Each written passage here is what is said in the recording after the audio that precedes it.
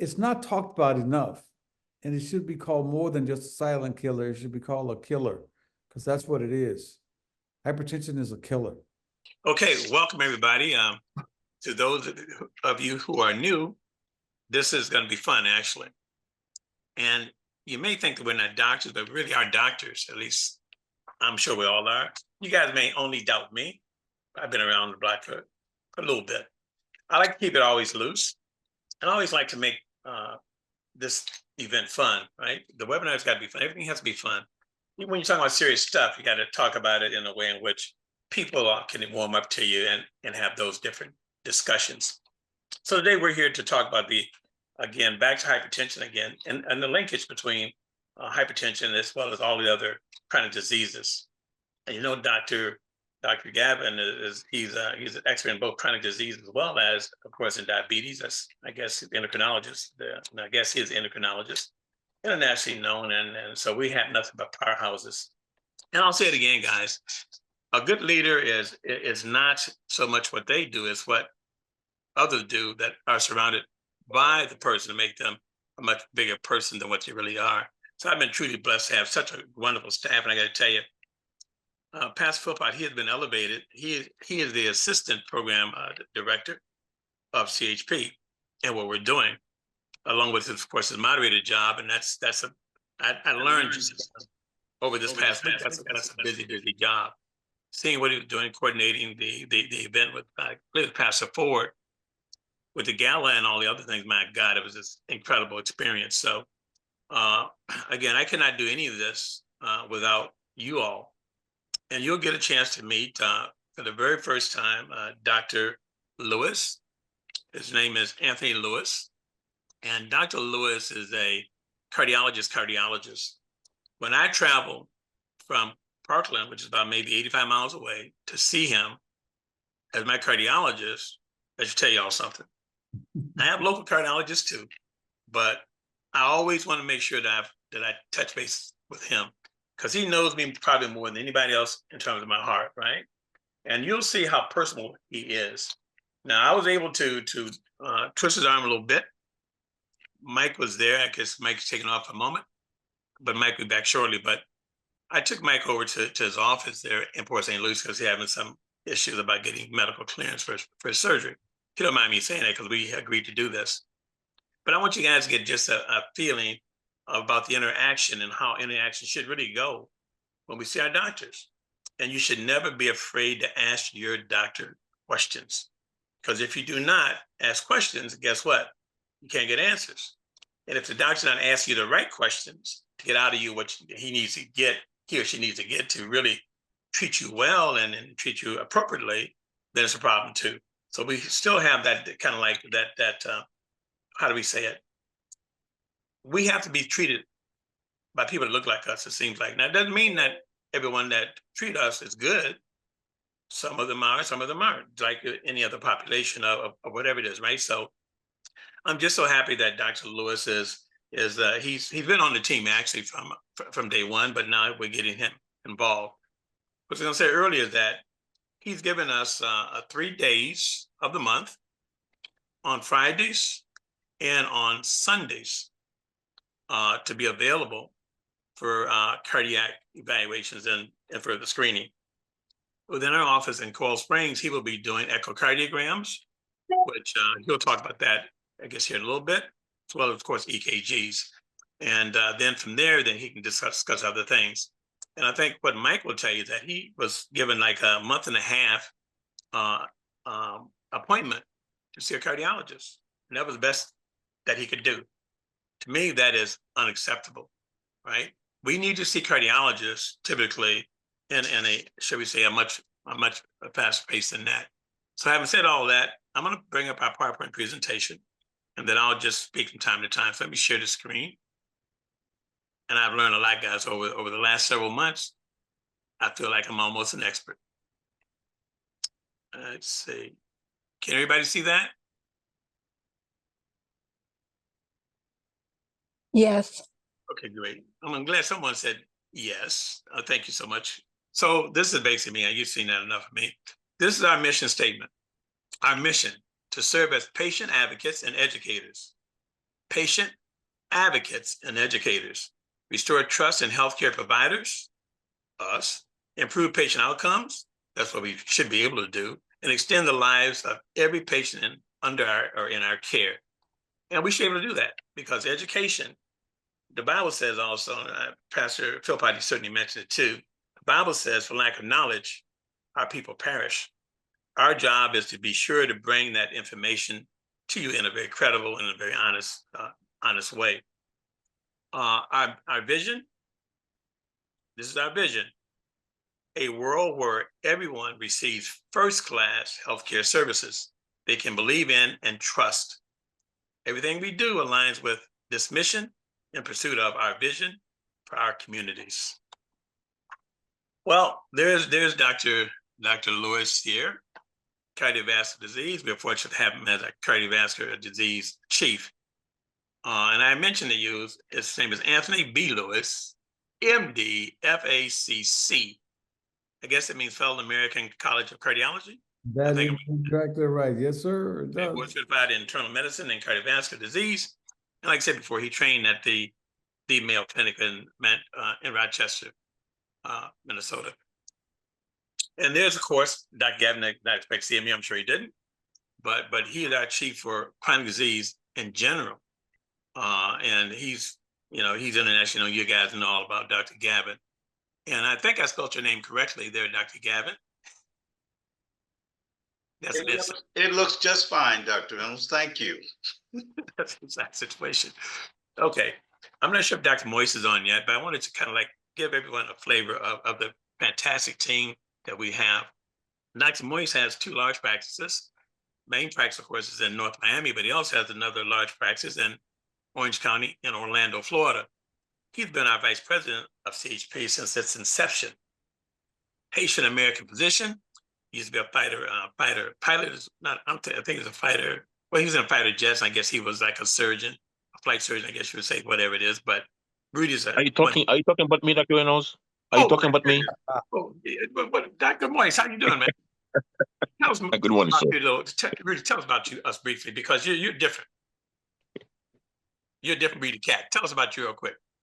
Oh my God! Well, you are doing a good job, man. I got my head on. I was doing bike riding, so excuse me if I'm a little late. But no, go ahead, sir. I mean, you're doing a good job, man. Go ahead and proceed. You're almost done. Can I proceed? Good. All right, and then we have the gym, and I say that not because she's on right now, but she's on our team. Like I said, a team is only as good as its members of the team, right? And together we make a fantastic team. Her name is Dr. Beatrice Jimenez Cadella. I just call her Dr. Cadella. She just called me B or Beatrice. And she is she has a doctorate in pharmacy. She's also board certified, and help me on this one, Doc. Board certified, is that American? I don't know, what is that? I know it's chronic disease. Dr. Cadella? Yes, so I do hypertension, diabetes, hyperlipidemia, asthma, COPD, and heart failure. Got it. And she's going to be the one that we will certainly. She almost has to be on almost every one of these webinars, because I got to tell you, she bring it, and she knows her medications as well as knowing medicine in general. So if Dr. Lewis, if he happens to get a little whatever, and he wants to get a little extra help, you can call our lifeline here and Dr. Cadella. Okay. Good. So we typically we'll be doing an event coming up. When is it, Pastor Philpott? The event's coming up? We have 2 events coming up a week from today, Dr. Reynolds.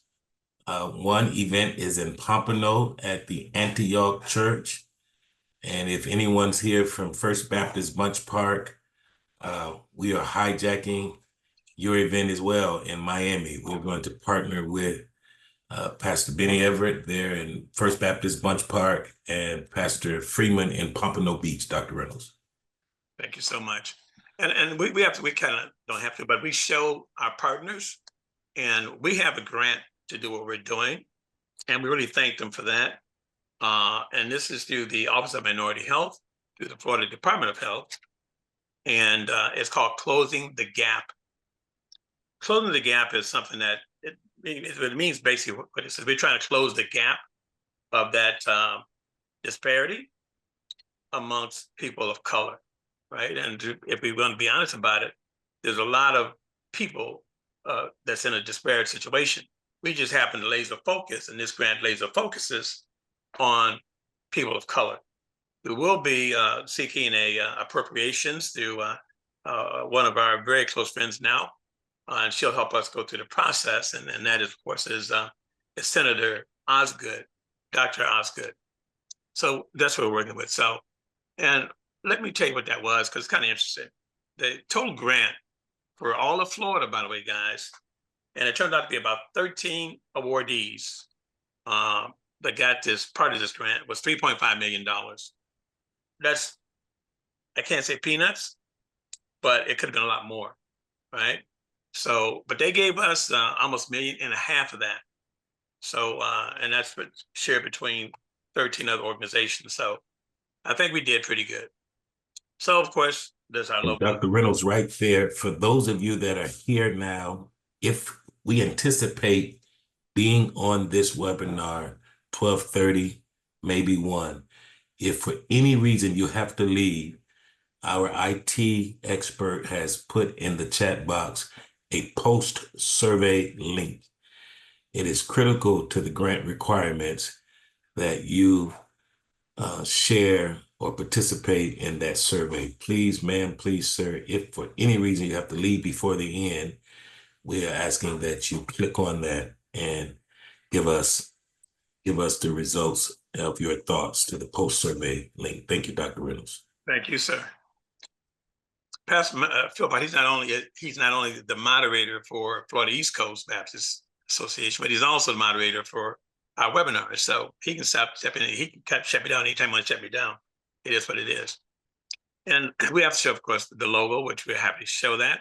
This person here to the far right, my far right, that is Mr. Walter Niles. He'll be retiring this month. We'll be going to Tallahassee this coming Thursday to really pay a tribute to him, honor to him for serving as the grant administrator for the state of Florida.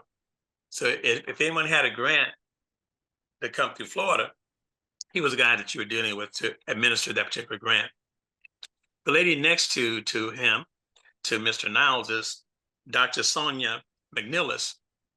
She's in the Deputy Secretary of the Department of Health office. She's in the Office of Minority Health. She is Hispanic, and I can't recall, Christine, where is she from?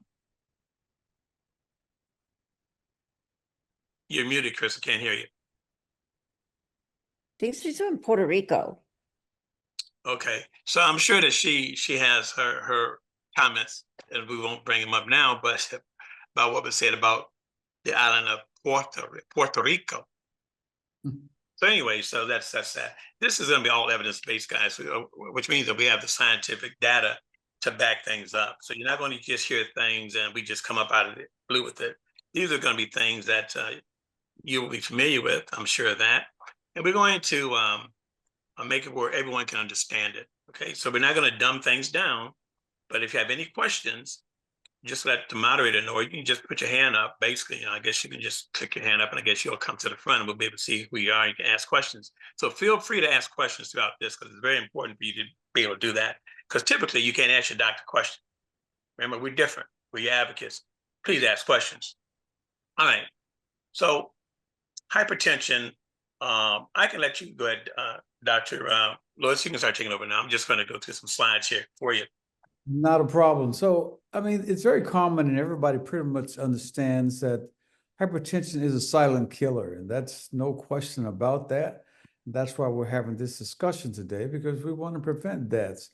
And I kind of differ with that 41%, but that's what the information suggests. But in my practice, for sure, there's more than 41% of Afro-Americans who have high blood pressure. The blood pressure guidelines is just there to be a number for like 120 over 80, but everybody is individualized. There's some patients who walk around with much lower pressures, 100 over 60, 100 over whatever. And even some of the patients are running in their 90s. It's okay. It's not a problem. As long as you're asymptomatic, you're not passing out, not having major issues, you're fine. There's no issues. But we do get concerned once blood pressure start getting above the 140. I like to see it below 135, ideally, when you come to see me. Dietary controls are very important. We're going to talk about those in a more extensive way. How do we treat the blood pressure? And what happens if it's untreated? So these are things that become quite important in the management and treatment of hypertension. It is impossible in medicine or any other field to make any diagnosis without a thorough physical exam, a great history, and then looking at lab. Some of these tests are just showing you what we do. We do EKGs, I do echoes, ultrasounds of the heart, stress testing, there are Holter monitors. The heart is quite an amazing organ. And of course, it's very, very important. And hypertension plays a critical role in treating heart disease. There was an all-hat study done several years ago, and now it's still being followed up, where it's antihypertensive and lipid-lowering treatment for prevention of heart attack trial. These trials are very important because what we want to do is find a way not to allow hypertension to destroy us. We don't want that. And as Afro-Americans, it is big in our community, and it's really a silent killer. We don't feel it until it's sometimes too late. Things I do are stents, I do open heart, I don't do open heart surgery, but I recommend open heart surgeries and valvular heart disease as well. What are the treatment options for hypertension? There are many. There are a lot of options for the treatment of hypertension, and there has to be tailor-made to you, and particularly to Afro-Americans. But I'll give you a generalized view of what we do in medicine and cardiology in particular. We use ACE inhibitors, we use ARBs, we use calcium channel blockers and beta blockers and thiazide diuretics.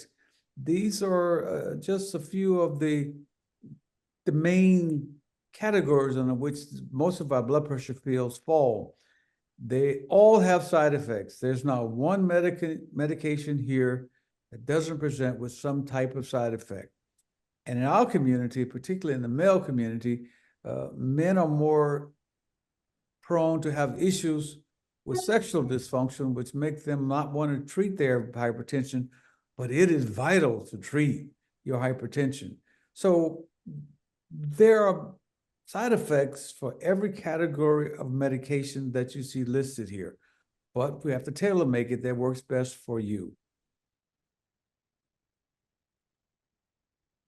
Now, one of the most important parts of treating heart disease and hypertension is what we eat.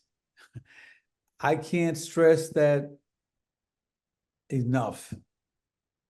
Salt is the enemy. I tell patients, say, listen, and I really tell them this. I say, listen, if it tastes good, spit it out.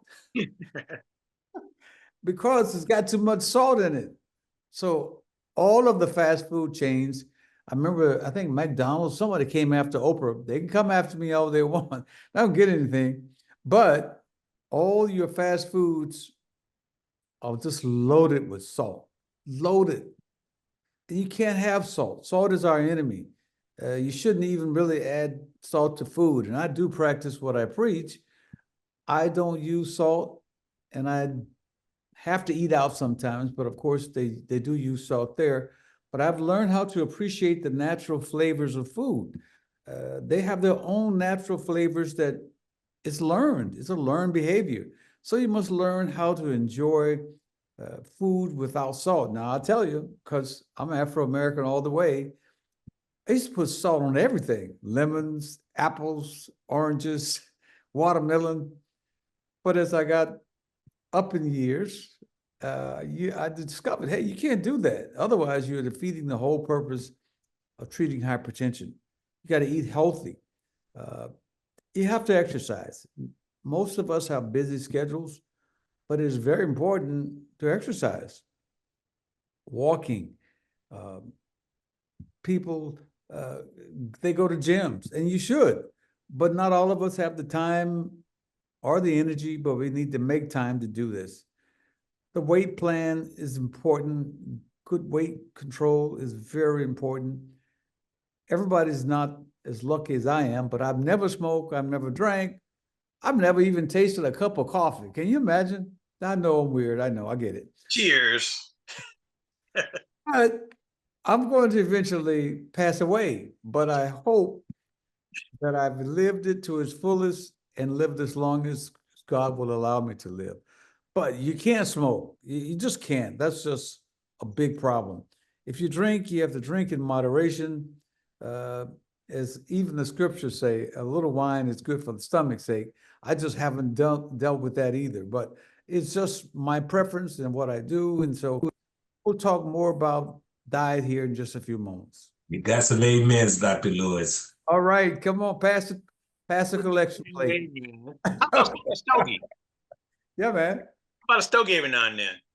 Huh? How about a stogie every now and then? I'm holding a stogie. No, I don't.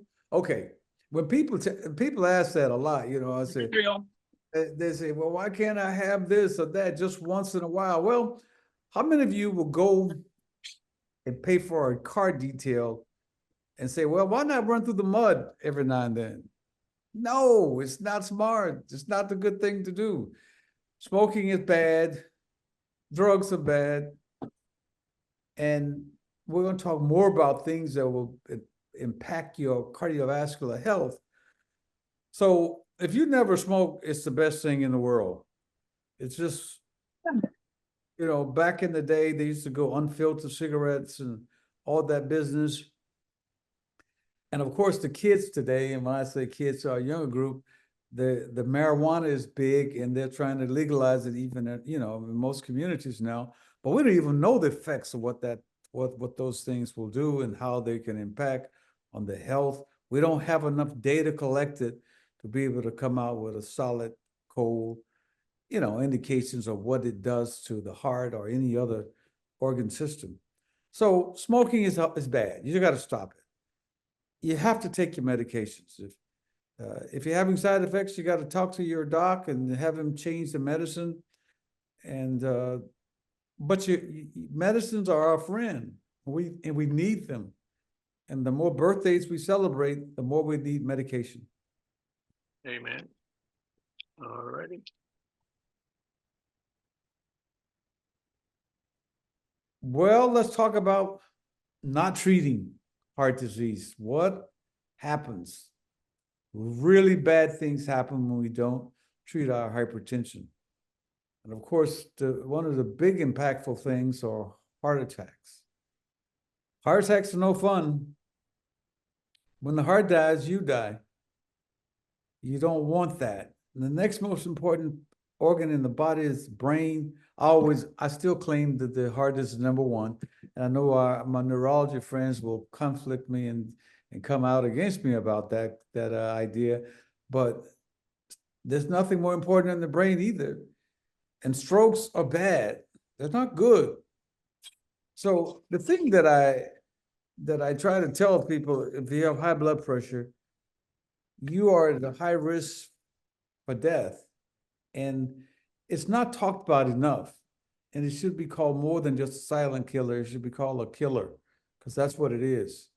Hypertension is a killer. And heart failure, when the heart suffers an insult, it doesn't work. It doesn't work as efficiently as a pump. All the heart does is pump. Man, we are fearfully and wonderfully made, Pastor. And I tell you, we are something. The heart is an amazing, amazing organ.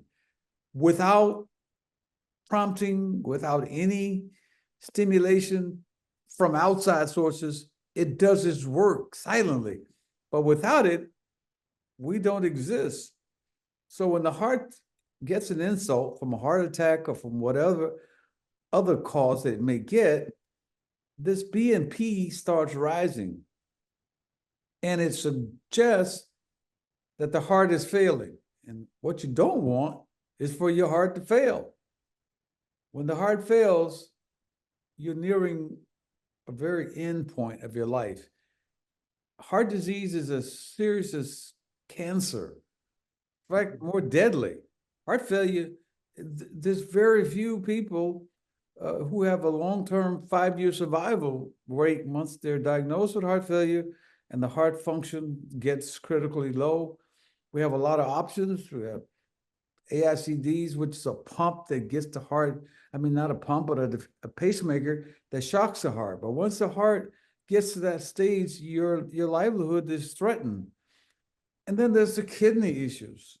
The kidneys, the main organs of the body, become very much jeopardized with hypertension. That's why it should not be called a silent killer. It's a killer. And I think people get confused by that adjective that says it's silent. It's not silent. It's very prominent and roaring in our communities. Dr. Lewis, what I see through the emergency department, and by the way, being the ER doc, Dr. Lewis and I, we have a very close relationship. Sometimes it's a relationship that is strained and stressed for him. But if I get what we call a STEMI, that's acute myocardial infarction, I noted by some changes on EKGs, I call him up, say, Doc, patient is getting about ready to go into the cath lab. What's your ETA? If he's outside of 25, 30 minutes, he won't be serving the hospital very, very long because we have to really jump on those things very quickly. And as we said before, guys, time is muscle. The longer it takes to get treated, the worse your prognosis is in terms of surviving, right? So that's kind of important. He also mentioned about congestive heart failure, the pump itself. He did not go in. He went into some good details, and I do like that. But understand again, guys, when you get into congestive heart failure, like he said, the chances of living beyond 5 years, even on medications, that can be tough. So you really want to pay very close attention. Heart attacks, yes, strokes, of course. Congestive heart failure is major. That's all I have to say. Doc, go ahead, please. Dr. Lewis, I just take advantage here very quickly. Those of you that signed on late, there is a link in the chat box. Mr. Fred may put it down at the bottom.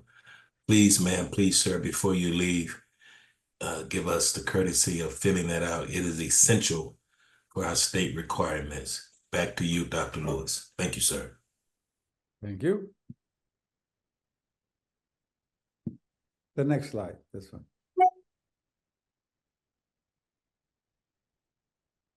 Let's talk about eating. Oh, he switched me. That's okay. We're gonna talk about eating, guys. I'm gonna say some stuff that's going to hopefully not offend anybody. It's not my intention to offend. My intention is to help you live. In 1 John 1, it says, I wish that above all things that you would prosper and be in health. I'm sorry, Pastor. I'm taking your script. No, say it. All that way. That's why we're believers. There's nothing more important than longevity. God says, I wish that you would prosper and I wish that you would be in health. Now, here's what I'm going to say. I want you to take this from this webinar. I heard that crazy Dr. Lewis say that. I'm not sure what he meant by it, but I'm going to give you a statement. And I hope I can explain what I mean by this in the next few minutes. And particularly to our community, and to all communities to be exact. Death is in the pot. I'm going to repeat that. Death is in the pot. It's another way of saying what you're eating is killing you. The original diet, when God gave it to our parents, Adam and Eve, included no meat. I know, don't throw rocks at me. Careful, Bishop. I know, but that's why I'm saying I'm just a messenger and I'm giving you a message. Okay. And you can use it. You can take a shovel and shovel it away. Go ahead. But the livelihood back then, Methuselah and all those people they lived 969 years old. Adam, I think, was 960 and nine. These Mhm. folks lived forever, a long time. And it wasn't until after the flood, the antediluvian world, where the lifespan of men was shortened. And the Bible tells us 70. Mhm. You got cut to 70 years. And what was different? After the flood, the folks say, hey, man, I'm tired of this manna. Can you imagine getting food from heaven and not liking it and saying, listen, I want some meat? And God then permitted men to eat meat, and then the lifespan was cut in half. Well, much further than half, into 70. So if you live to be 70, you're doing good. 70. Your diet is everything. Is everything. You guys, most everybody has a car. And most cars, when I say now, today's, the electric cars don't use oil anymore. But once that oil clunks up, your car is gone. You're going to blow an engine. I want to use that analogy to tell you about your health and what happens and how you eat. When that car, the oil that goes to the engine gets thick and it can no longer peruse through that engine, then the engine's going to die. Now, it's the exact same thing with what you're feeding and putting into your body. Now, go back to that wonderful, there you go. Dark leafy greens. You got to have that. You have to have a colorful plate. You got to eat veggies, man. You got to like broccoli and Brussels sprouts and cabbage and cauliflowers and beets and potatoes, sweet potatoes and winter squash. You have to love your fruit. The original diet was fruit, nuts, and vegetables. That's what it was. Adam and Eve had never seen a leaf change color and fall off a tree until they committed the first sin. And they lived healthy. You got to enjoy your fruit, your veggies, and most people don't eat half enough vegetables and fruit and berries, whole grains, your nuts, your legumes, beans, the avocados, the olive oil, nuts, seeds, fish.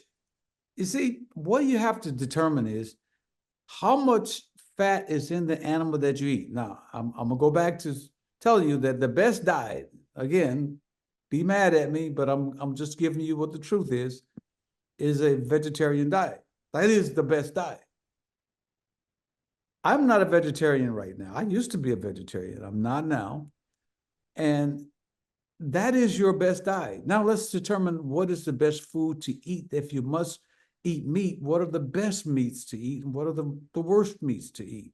Talk to me now, talk to me. All you need to do is look at that animal and you can determine what's good to eat and what's not good to eat. If that animal is full of fat, you shouldn't eat it. I know. I'm gonna ask you one simple question. How much oil do you need to put in the skillet? I'm gonna call it a skillet to cook a hamburger. None. None. Yeah. Why? Because it has all the fat it needs right inside of it. And it's not the worst on the list today.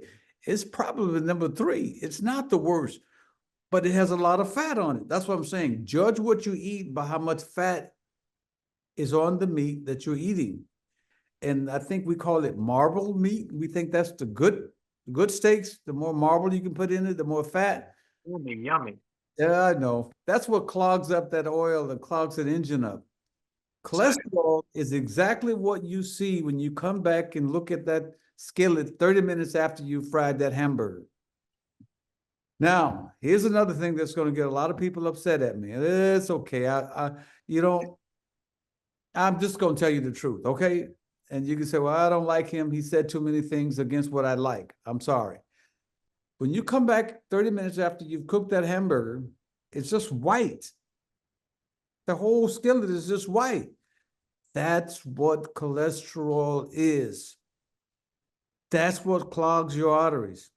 I like how you said that. That's very good. It is horrible. Now, I'm going to ask the question. I'm going to offend a lot of people. Now, I apologize. Please accept my deepest apologies. He doesn't apologize. Go ahead. Where does lard come from? Where does lard come from? Yeah, I know we all know where it comes from. The most useful and capitalized animal in the kingdom, animal kingdom, is the pig. We eat everything except the oink. And that guy, we eat his brain, his ears, his toes. And excuse me, everybody knows what mountain oysters are. If you don't know, look it up. Okay. There's nothing spared on the pig. And he's the worst, one of the worst offenders. I always tell my patients, listen, after I've done their stent or after I've advised them to go to surgery, I'm going to tell you, you have to avoid pork. At the Mayo, when I trained there, everyone had to do a what we call an exit presentation. And I'm going to take the credit, even though they didn't give it to me, but that's okay. I'm going to take it. I did a presentation on basically what I'm talking to you about now. And I presented all literature. I got all the current literature, what they said, and how vegetables were better for you. There's no bad cholesterol in broccoli. There's no bad cholesterol in Brussels sprouts, cabbage, cauliflower. There is no bad cholesterol in it. In fact, there's no really bad animal fat. I know you're going to challenge me, some of you would, on that. But what I did was I gave him a patient that I had treated at the Mayo, and I showed that this patient had went to open heart surgery and now was back for his second open heart surgery. I said, you can't keep doing this. What are we going to do to impact this patient's life of a lifestyle change? And for the first time, they stood up, they sat up in their seats and looked back and said, what is he talking about? That's why I'm taking credit for it. I'm sorry. But I said to them, all you do is change the arteries out or the veins and give them new veins, but you don't tell them anything about what they have to do to make a difference. You make a difference by what you're eating. And I showed them with literature, with everything else. It gets back to you are what you eat. I want to just interject something here. Go ahead. I'm a little jealous. We hit a historic landmark for us. Looks like we had about 75 people that on any one time. We had 110 registered. We had 130 registrants, by the way. And so kudos to everybody that made that all happen. Now, the other thing we have here, and I want to get into this discussion between Doc, how you interact with Mike, and Mike has given us the okay to do this. And Mike was someone who was referred to me by my pastor, Pastor Arthur Jackson III. Telephone call. Mike was going to have surgery, and a part of his back was that way. And apparently his primary care physician told him that he needs to have a cardiology clearance. So can you tell me, Mike, how long did it take you, if you were to get a cardiology clearance, how long was that going to take?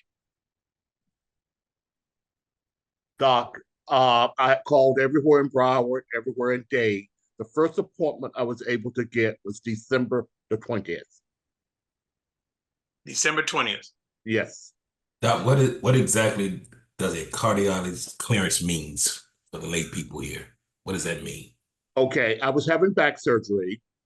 They did an EKG and it came back at normal. And I needed to go to a cardiologist to find out why it came back at normal and if my heart could take the anesthesia. Now, I'll tell you why that's important, what he just said. I think your surgery was scheduled for, when is that? November 12th. November 12th. But the earliest he could see a cardiologist was when? December when? 20th. Yeah, December 20th. But God is so awesome until when Pastor gave me a call, I believe it was on Wednesday. On Thursday, was it? Yeah, I think it was Thursday. Thursday, yes. Mike and I both drove over to Port St. Lucie, which is where Dr. Lewis's office is. I drive that far also, but he's going to be coming to us. But I drove over there because I wanted him to be seen. And I want you to talk, Mike, about the interaction, and Doc, you can interact with him now about how that discussion went. Because I want the people to really see this and understand and feel this. And this is why I say that, and the literature has shown it also, that we get better care when we're treated by people that look like us. Amen. It's the bottom line. It's an ethnic thing as well. I mean, let's face it, guys. We are a little different in the eyes of a lot of people, other than people that look like us. And we know the questions to ask. If you don't ask the patient the question in a proper way, for us, proper way, in the right way, you're not gonna get answers. So, Mike, I want you to tell, because you didn't tell me this stuff either. I'm looking at you, you didn't tell me this stuff. What's going on? So, explain to everyone, and Doc, I want you to interact between you and Mike, as though you guys just saw each other. So, Mike, I tell you what, I'm sorry, Dr. Lewis, ask Mike the questions that are so necessary to find out about his heart condition and what's going on. Because you saw some stuff on his EKG, so let's talk about it. So let me go back and just maybe add a few points to what he said, what a cardiovascular clearance is. Because what it is that we live in a very litigious society, and everybody wants to see a doctor as, you know, as a bank. Deep pockets. Yeah. So the surgeon and the anesthesiologist wants to be sure that if something goes wrong, he can point to say, hey, well, this guy said that he was okay. Should a patient have a heart attack on the table, a surgery, they want to be able to say, wasn't me, I didn't do it, he cleared him. So that's what a cardiovascular clearance is to have a cardiologist evaluate you to say that you're okay. Now, we can't get into the deep woods on this, but EKG tells me a lot about Mike. It tells me a whole lot that he can't even tell me. Because when I look at it, I say, oh boy, we have an issue here, or we don't have an issue, depending on the patient's EKG. So the EKG is like a deep history on that patient. And Mike never said some of the things that I was seeing on his EKG. And I'm not gonna violate any HIPAA laws on your EKG, but if you don't mind, I'm just tell him. He asked me to say what I saw. So when I saw your EKG, go ahead, Mike. I'm okay with it. Go ahead. Good. Okay. So when I looked at his EKG, it was in fact abnormal.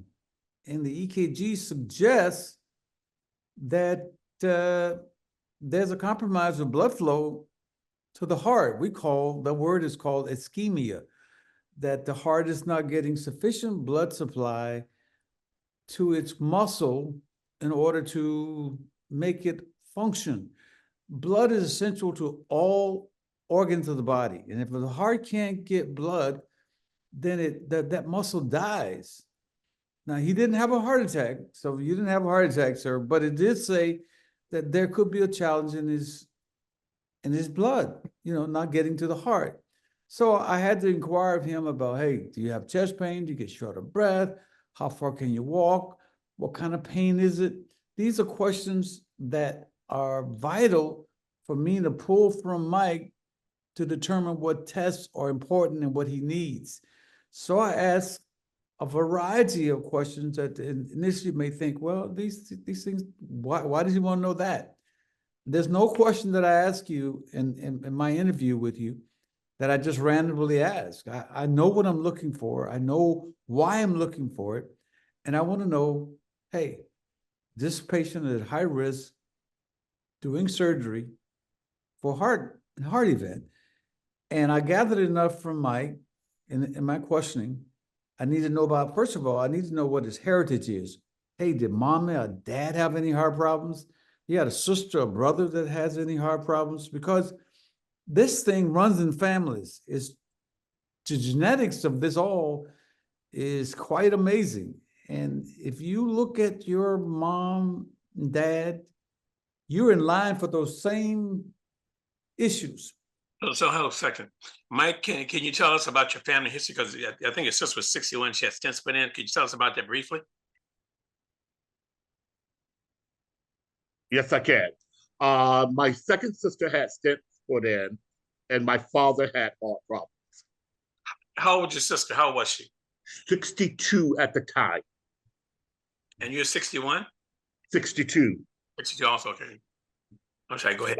So that's an important part of history sends my rabbit ears up and say, okay, we need to do some stuff. So there are some other issues that we talk about. We talk about blood pressure. Do you have diabetes? I look at you without saying a word and say, you might be a pound or two over ideal body weight. Deal with that. I look at your arms, legs. I look at your neck. I look at everything. I look at your eyes. The body is an amazing organ and instrument that I can look at you and tell we got some problems here that he may not even know about. So therefore, it directs my questioning to Mike, and that's what we did the other day. Yeah, and Mike, here, you'd also mentioned that because Doc asked you about, do you get chest pain when you're walking or whatever you're doing? And you certainly have what we called, how do we say it, exertional angina, chest pain when you walk. You also said to Doc that when you stop walking, he asked you, well, what happened when you stop walking for a while? He said, well, it goes away. When I first talked to Mike on Wednesday night, I didn't get any of that. Well, are you having chest pain, Mike? Well, not really. When they say the words "not really," you got to probe in that a little bit, right? But I just meeting Mike for the first time and on the phone. But what was nice about the beauty of the conversation between both Mike and Dr. Lewis is that, Dick, you can see a connection there already. And Mike felt very comfortable talking with Dr. Lewis. If I'm wrong, Mike, say so, but looking at you and how you guys were interacting. No, very comfortable. Yeah. And that's comfortable enough that I'm willing to drive 2 hours and keep him as my cardiologist. Thank you, Mike. I'm sorry you have to drive there. No. You have to do what you have to do. But no, he'll be coming. He'll be coming back. He's asking me to come down in the Coral Springs area, and I'm happy to do so because it's my mission in life is to do what I can to help others. You know the song, if I can help somebody. Yes. Then my living won't be in vain. There you go. We really appreciate it. Yeah. So that's the idea behind a cardiovascular evaluation and exam for clinical clearance for surgery. Dr. Lewis, I just wanted to infuse this. At the very beginning, the first webinar, I asked Dr. Gavin a question, and I'd say this out loud so that the entire audience would hear. And it was a weight question. And as preacher pastors, we have to be very careful, as you were being, how we talk about weight. But one of the things Dr. Gavin said, as we create this conversation, as we move forward, then it's less offensive. So I just wanted to applaud you how you are dealing with weight and you're dealing with it straight, but yet you're being sensitive. I just want to applaud you because that is an issue amongst us. Oh, it is an absolute issue, and I tread on it softly because I don't ever want to offend my patients. I don't, but I want to help them. And if I see that you are a pound or two over, and that's what I call it, a pound or two over the ideal body weight, whereas other people may call it obesity. I've never called my patient obese. I don't do that because, and even if visually it may be an obvious thing, no one wants to be offended. And my job is not to offend. My job is to help. But weight is a huge problem. And that's what it is in what we were going over, the diet, most of us love sweets, and I want to continue that because I know time is getting away, but I want to keep talking about that diet because it is so important. It is one of the most important things that I can leave with you today. If I can leave that with you, I think my job would have been accomplished. Yeah, you have approximately about 6 minutes before we go into question and answers, because I'm sure that the audience, and I can't believe they're still there. Got 63 people that are still here. So it tells me that they really, really are getting what they need to get from you. And I'm glad you're again a part of the team. And Mike, you will not have to be driving down on a regular basis. You and I will both be going up for our echocardiograms. Remember, I'm doing mine with you on Wednesday, right? But he will be coming to us.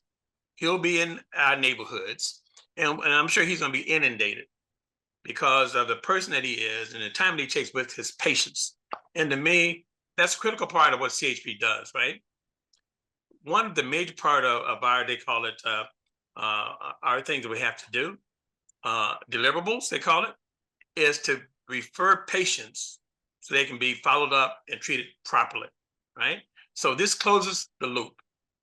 You get a call from Pastor on Wednesday, talk to Mike on Wednesday. We go down in my vehicle, CHP vehicle, on Thursday to see Dr. Lewis.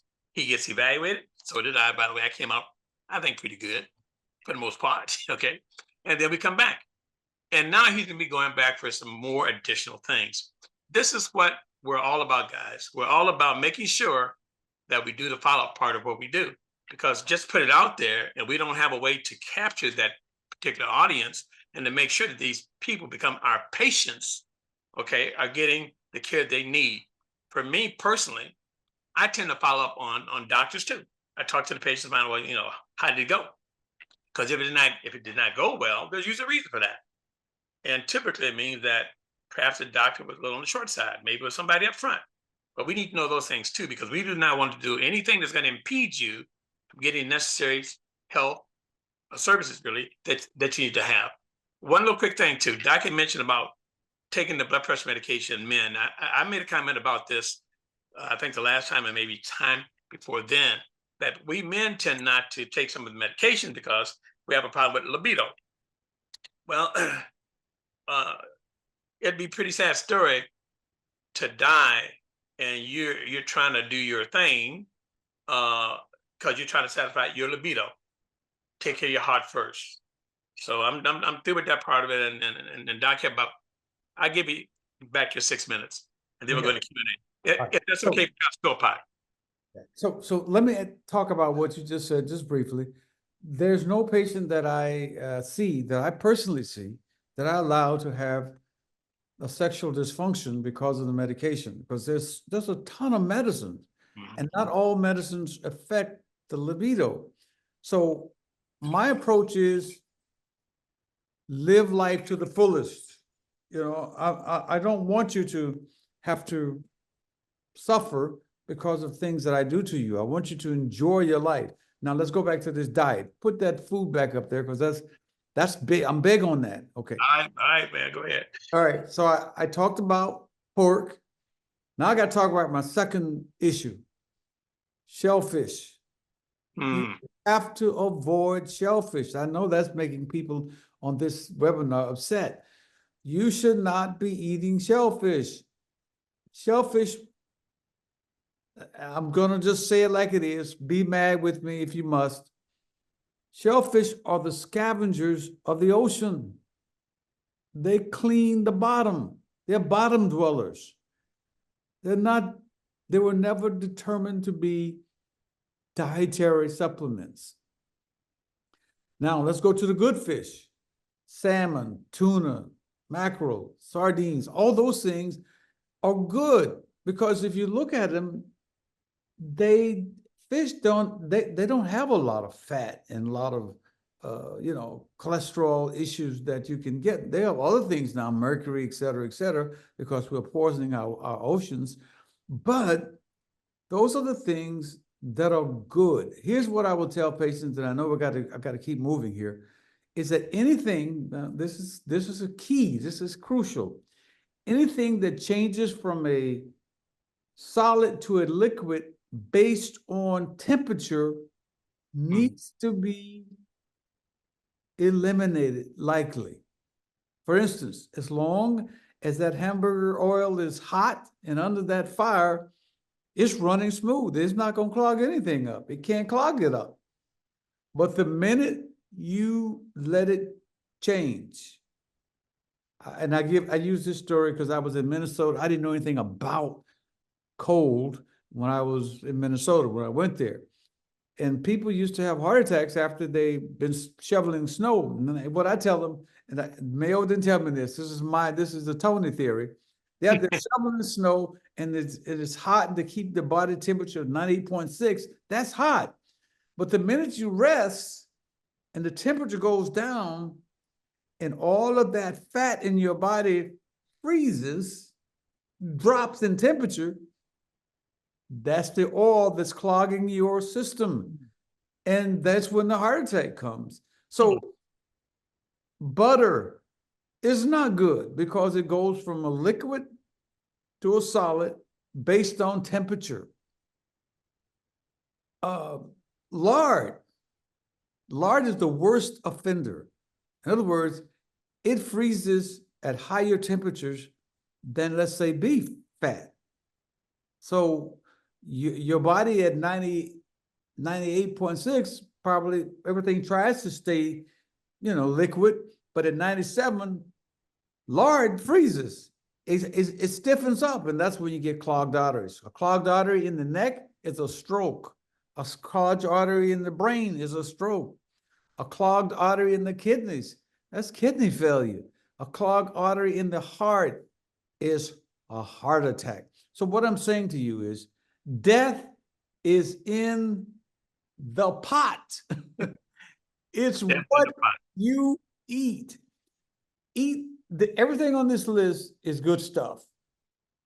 I think the pastors will take with them also. When you said death's in the pot, I can see what that would make a good sermon. Amen. A good sermon. Amen and hallelujah. Amen to that. Now, Dr. Gavin, I know you're there. Do you have anything that you want to add to what Dr. Lewis, your colleague, is saying regarding anything? You can chime in anytime. Yeah, thank you very much, Dr. Lewis. I do want to add just a couple of things, because while this particular list is up, if you look at it closely, one of the things that you'll see is that virtually everything on this list is a component in two of the healthiest diets that are being recommended. And one of them is called the DASH diet, the DASH diet, and the other one is called the Mediterranean diet. And all of these things are included in those diets. Now, the reason that I bring that up is because sometimes we, as healthcare providers, need some assistance from what we call an assistant doctor, and that's Dr. Google, because we can't always be there. But you can go to Dr. Google and put in DASH diet and put in Mediterranean diet. And what you'll find is virtually everything here that Dr. Lewis has put up organized in the way you should do it as part of your dietary plan. And these are the kinds of tools that we want you to have, because they're ways that you can approach eating that are all over the place. And Dr. Lewis has just summarized some of that. But if I could just add two practical things. One is, I want to make a distinction between what you do regularly and what you do occasionally. And this is my own philosophy as an endocrinologist. What I want you to do regularly are those things that you've just been hearing about over and over again. But occasionally, I want to give you license to have a little bit of vacation. I want to give you license to have a celebration dinner. I want you to give you license for having some shrimp, Dr. Lewis, but don't do that. Don't do that all the time. Okay? And then the other thing that I would say is there are two health thoughts that I think you should just sort of plant. And one of those health thoughts that actually is embedded in everything you've been hearing about here today and in some of our webinars is, number one, less than you're doing now. And what do I mean by that? Is that the first step in medical nutrition therapy, and that's what we call it rather than diet, because a lot of people think diet is a 4-letter word, and it is, but medical nutrition therapy, the first step is, if your weight is not at that healthy point that we've been talking about, that you've heard about also from Dr. Lewis, if your weight is not at that healthy point and it needs to come down by some pounds, then maybe the first step is less than you're doing now. Whatever your diet is, just cut back on it. Portion sizes. Don't go back for seconds. Second health thought is more than you're doing now. And there we're talking about physical activity. We say physical activity instead of exercise sometimes because some people think that exercise is a bad 8-letter word. Well, you know, listen, what we want you to do is more of it. If it's walking, do more of it. If it's dancing, do more of it. If it's Pilates, do more of it. But those are the kinds of tools that we want to put in your hands so that you can take more charge of your health and prevent some of these cardiovascular problems. Dr. Gavin. Yeah, I want to say something real quick too, if you don't mind, Pastor Philpott. I have the distinguished Senator Rosalind Osgood. She's a doctor. Let me lead into that, Dr. Reynolds. Oh, excuse me then. Yeah, yes, sir. Dr. Gavin, Dr. Cadilla, Dr. Moyes, by no means are we giving more attention to the new doctor, Dr. Lewis, today. It looks like we are. With our attendance. Our association, we had a church growth conference here this past week. Dr. Reynolds and the CHP team was with us, and we had an opportunity to really share this effort. And so you see the results of that. Yes. And one of the key persons that presided during our annual gala was a young lady by the name of Mrs. Rosalind Osgood. She's clergy, and she makes sure I know that all the time. She's a Black female. She's a politician. Senator Osgood. She is family, and she has taken this to heart in making sure that we up our numbers, along with Miss Angela Williams, who couldn't be here, but she sent out emails. So we yield to Dr. Osgood, Dr. Gavin, and to Dr. Lewis, Dr. Cadilla, Dr. Reynolds, and Dr. Moyes. Please. Thank you, Dr. Philpott, and thank you to all the doctors, and thank you for your ministry. I am juggling activities today, and as I'm listening, I'm reminded that my body is the temple of the Holy Spirit, and I have to do my due diligence in taking care of it. When I come to a setting like this, I'm a lifelong learner, so I have a personal question. I know how to manage my weight, but I don't like to cook. And most of the nutrition stuff that my son tells me about, I gotta do food preparation, I gotta do all that. Well, my kids are grown, I don't have a husband, so I don't wanna do all that stuff. I'm a Uber Eat type of person. So can you give some ideas as to what a person like me can do to eat healthier when I'm not at all interested in food preparing the food? And thank you again for your time. Are you directing that to me? I imagine. So let me say this to you, and most people are where you are.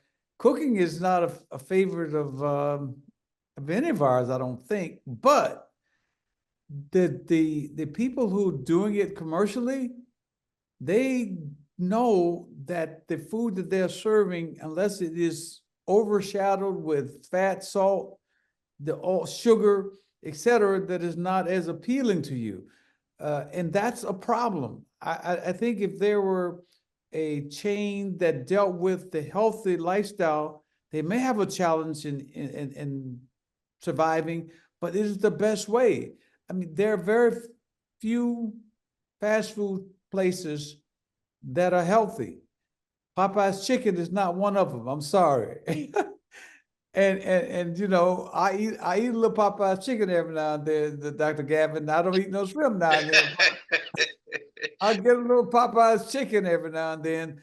And I understand what you're saying and understand your concerns.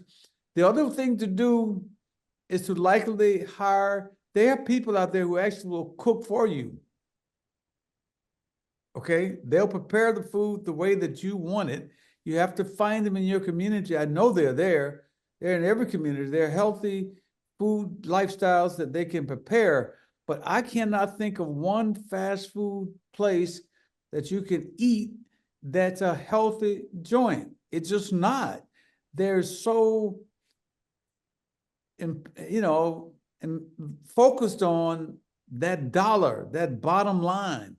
If they can make more money, that's what their objectives are. And more money is not in your favor. That's why they don't care. If I could just add to that, Senator Osgood, one of the things, because I hear you, and we hear this not infrequently. People are busy. People who don't have, a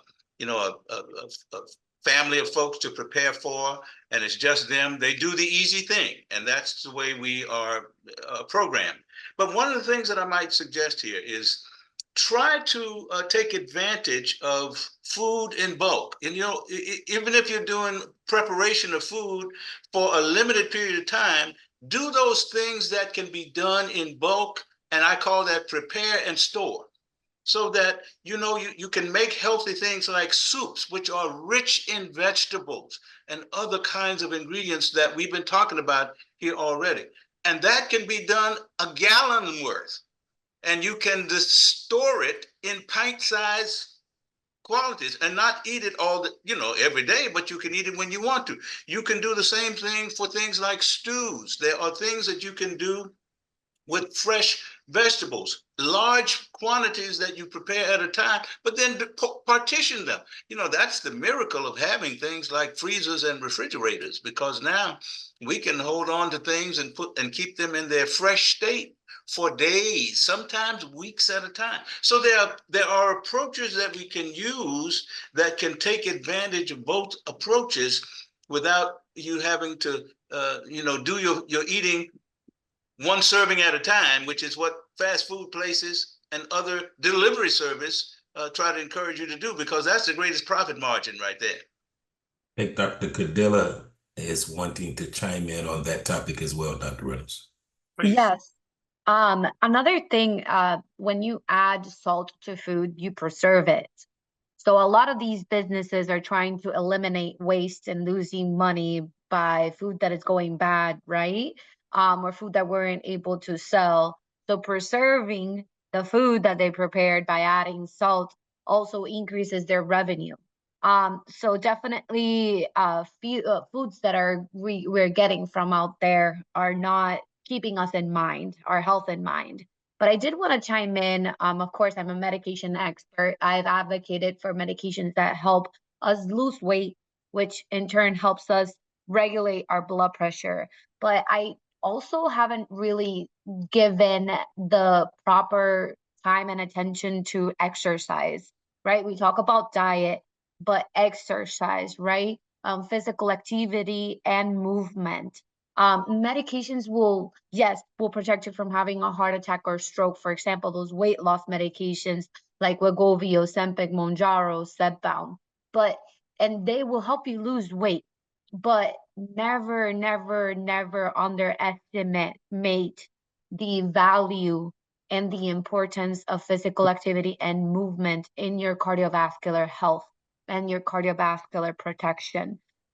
There are things that happen when you are moving and exercising, whether that's dancing, whether that's walking, doing something that is not sitting down, that is just completely irreplaceable, that medications will never, never get to give you that benefit. And maybe Dr. Lewis can wrap up and Dr. Gavin can, but I definitely wanted to make sure that I provide that little piece of knowledge before we wrap up to this topic. Thank you, doctor. So exercise, I want to reemphasize that there's nothing more important than exercise. I mean, you have to walk, get out. You don't have to go to the gym. You don't have to go, but you can walk. Our schedules are busy and we don't want to go to the gym or what have you, but you have to exercise. It is, I can't overemphasize the importance. Now, because let me give you an example. People talk a lot about, well, grandpa, great-grandpa, he used to eat a dozen eggs and bacon and everything else. I said, but he went out in the fields and plowed those fields and dug those. That's burning the fat. See, what we do, we eat all of that stuff and then go lay down and go to sleep. Then we're in trouble because we don't have exercise. It's like energy becomes fuel. Fat is fuel, proteins are fuel. All these things are fuel. But if all you're doing is storing the fat, then you are destroying yourself. And I'm going to I'm going to say this, I hope I don't offend anybody if on this thing on our webinar today, but our diet, and we call it the soul food diet. The soul food diet actually came from slavery. Let's just be honest with each other about it, okay? Slavery taught us how to eat things that he threw away. The masa, he threw away the pig's tail, he threw away the pig ears, he threw away the oxtails, he threw away all the brain, he threw away the tongue, et cetera, et cetera.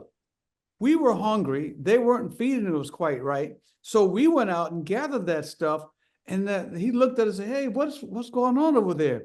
You know, oxtails now are more expensive than a steak. So they taught us how to eat, but then they raised the price on these things that are harming us. And unless you're able to exercise that fat off, it's going to clog up those arteries. It is important to exercise. I guess I don't want to ever leave this conversation without making a big plug. And thank you, Doc, for your asking me to talk about that, because it's huge. You have to exercise. And I'm going to chime in once again. I'm going to be the proponent of the physical activity school of thought, because every time people, you know, the example that Dr. Lewis just gave about our grandfathers and people who worked hard in the fields, they were doing physical activity. We wouldn't call that exercise, okay? But they were accomplishing what we hope to accomplish whenever we recommend exercise. Physical activity is the mantra that I want you to stick in your head, because that's physical activity / exercise. More than you're doing now. Walking across the room. You know, we used to have the requirement to get up, walk across the room to turn the knob on the television. Now you sit there with a remote point and you click, and not even hard. You just click softly, okay? We just have taken so many things out of the usual way that we've had for doing physical activity or exercise. And I want you to think about something that Dr. Khadija just referred to. In all of these chronic diseases, now, you know, I'm going to always find a way to link this back to diabetes, because, you know, it's the elephant in the room. But the fact of the matter is that when you look at all of these major drugs that we have now for treating diabetes, and many of them, Dr. Lewis, even for heart failure, the heart failure drugs now that people are looking towards are what we used to call diabetes drugs in many instances, these SGLT2 inhibitors. But remember this, folks, every time you look at a diabetes drug, you'll see that it is intended to be used in addition to diet and exercise, okay? That's almost always in the prescription, the way the FDA has approved it. The presumption is that this medication is only going to be as effective as it can be if you're already doing those two things. If you already have in place a, quote, diet or medical nutrition therapy plan and, quote, exercise or physical activity plan. So that's why we keep emphasizing it. It's so important, and why we try to give you tools that you can use to make those things realities in your life. Dr. Gavin, Dr. Reynolds, two things. The brain, when I started walking a couple of months ago, now my body is addicted to walking. Yep. Can you guys expound on that? And then there's a question for those who have physical challenges. Dr. Reynolds may mention the fact we have a young man, Justin, who may come and talk about those different ways to do more when you have physical challenges. So I'll say to this, Pastor Phil Park, you know, years ago when I was at Washington University in St. Louis, we did research on exercise, okay? And just to your point, and what we found was that when we did across age spectrum, young people, middle-aged people, and older people, what we found was that people, when we asked about their feeling state, their quality of life, they went from feeling bad or not as well before exercise, and then when we put them into exercise programs that they started doing regularly, the only time they felt good was when they exercised. So there is a switch that happens in your brain that basically creates the equivalent of a craving for the exercise. And that's actually the place we hope most people would get to, where you have some compulsion to do more of that physical activity, because it really does meet your body's needs and responds to your body's signal. Yeah. To answer what Pastor Philpott was talking about, though, it's well, what's happening, Pastor Philpott, when you exercise and you want to find, once you get past a certain point of your working out, the endorphins, don't get that word, the endorphins come out. With the endorphins, man, you start feeling good about yourself. You start doing all your stuff, and you can't do right. Once you get addicted to that, it's like you got to do it. My wife Christine, she works out 4 or 5 days a week, but her body's used to it, so she has to do it. I said to myself, what do you mean you have to do it? I have to do it. You should join me. Well, I do the best I can, you know what I mean? But anyways, this is really great. Awesome. Now we're going to be wrapping up soon, but however, because we have not lost not one person, okay, this is something I guess people need to hear, Pastor Philpott. So we're going to go beyond until we see a drop off. I'm sure that you're making some comments in the chat boxes, but please make sure that you all, when you get off of this year webinar, fill out those post-evaluation forms. This is how we grow. This is how we bring you the information, the knowledge that you need to have. And this is how we get a chance to evaluate ourselves. Okay, so if you give us a bad grade, we don't mind that. We just won't count it, but we don't necessarily mind that.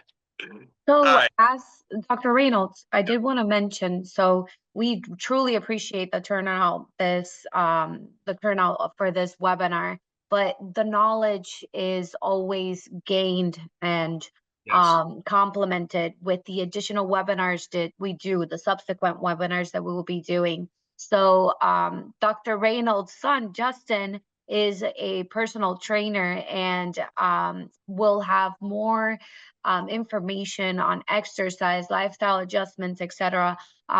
We're going to be talking about that on a subsequent webinar that will be coming up. So I will be talking about how we can complement medications or non-medications, because I'm a strong advocate for approaches that have to do with that we can do in our lifestyle that do not require medications.